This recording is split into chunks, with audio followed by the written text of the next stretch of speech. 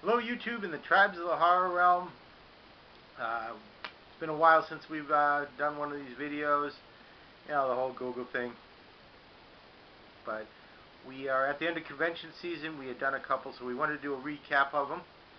The first one was in second week of October, Rock and Shock, which was in our home state.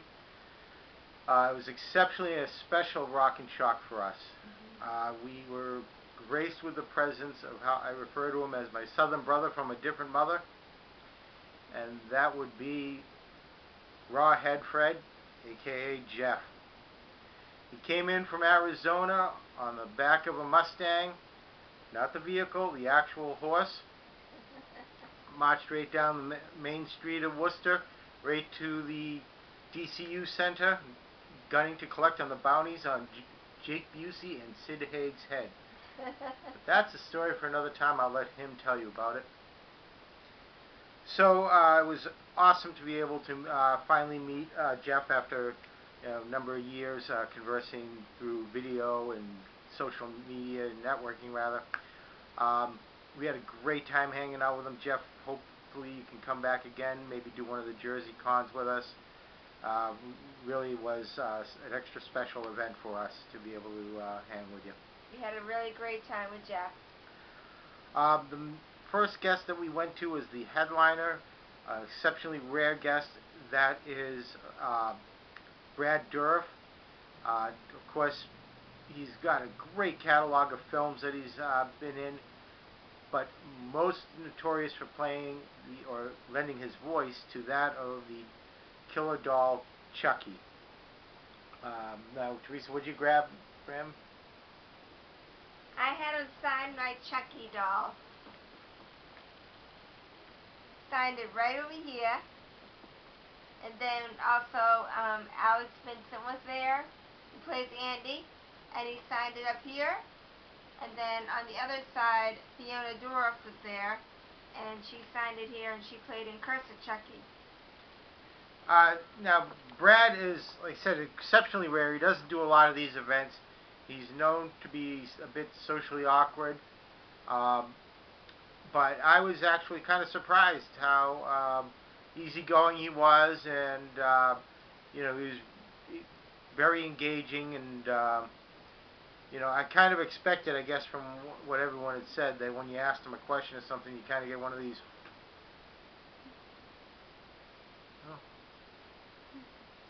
But he was a pretty nice guy. He was very nice. Like we said, we also got to see Alex Vincent, who played Andy when he was 6 years old. Then he played the role at 8 years old in Chucky 2, Child's Play 2 rather, sorry. And finally, at the age of 32 in Curse of Chucky. And of course, Fiona Dourif, the daughter of Brad Dourif, who has gotten into the family business with the whole killer doll thing. After that, we went and met one of Teresa's bucket list people, which is makeup legend Tom Savini.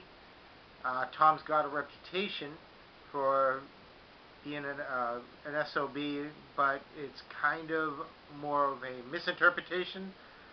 Tom is just he is just very brief in how he speaks.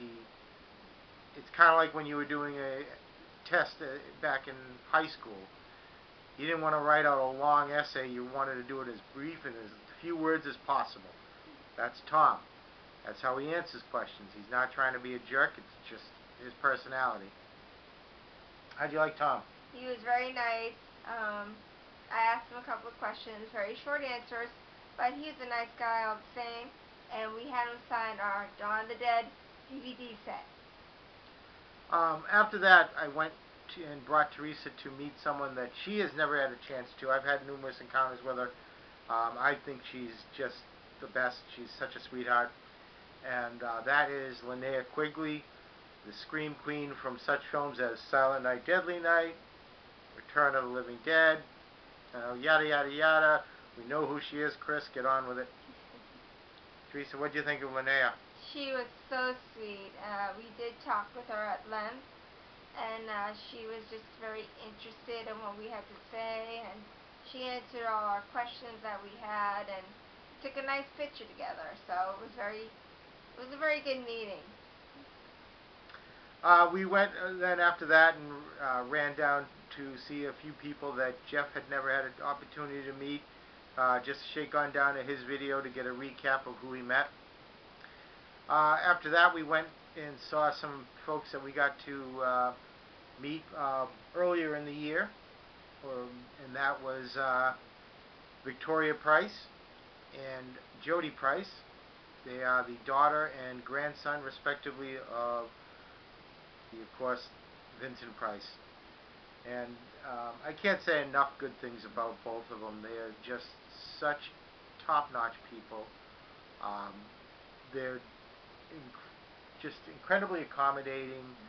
You can see they kind of, as I say, hold the Price family honor up quite honorably with, how they kind of channel Vincent and his enthusiasm for life and his kindness that he showed to all his fans. How about you? What do you think? They were just very nice, and you could just see how much they loved Vincent, and just about talking about him, we got some stories, and it was beautiful just to meet them again. If you haven't had a chance, you should go to the Vincent Price Legacy website and sign up for the free emails. Every week they send out emails. They do contests with giveaways, and they also send out photos, family photos that you would not get from any book that you could buy about them. It also links up to a family member, a friend of the family that will kind of get into the picture itself and explain it and give a little backstory. So, if you're a Vincent Price fan, you're cheating yourself if you haven't gone to Victoria's website. Finally, we got a chance to meet someone that was one of the people that Teresa wanted to meet the most, and was one of the tops on her bucket list. And I'll let her tell you about it. We went to go see Roddy Piper. Don't tell me, tell them. I said it right? Yeah, tough to be saying how much you wanted to meet him if you can't pronounce the name right, huh? No, this guy was very special to me because I grew up watching him with wrestling, and you guys know how much I love wrestling. So, it was a piece of my childhood, and... Sleeper hold! And he was like the nicest guy. He was the best meat of the night. And he was just so nice. He gave me some hugs. He gave me some kisses. And he made me feel special. And he made me feel like the celebrity rather than him. So I actually got him to sign a They Live piece for me. So that was my best meet of the night. Yeah, if you haven't had a chance to meet Roddy Piper, if you ever get to a show, he's definitely worth meeting. You can't say anything bad about the guy. He is just such a very warm and friendly guy. I mean, everybody at the convention was talking about this guy. So you might wait a little bit. He runs on Chinese time. He's never there on time, but when he's there, he's definitely a quality meet. It was well worth it, though. So that was pretty much everything we met. We ended up milling about, talking to a lot of friends that go to the convention and all, and we pretty much made our way home after that evening, and that was about it. Again, Jeff, thank you very much for coming all the way out here. Hope your Saturday went well. Didn't see anything in the paper as far as the whole Hague-Busey thing, so I'm imagining things went a lot smoother than anticipated. It was a pleasure to see you and have spent some time with you. And we'll be back again real soon. Bye.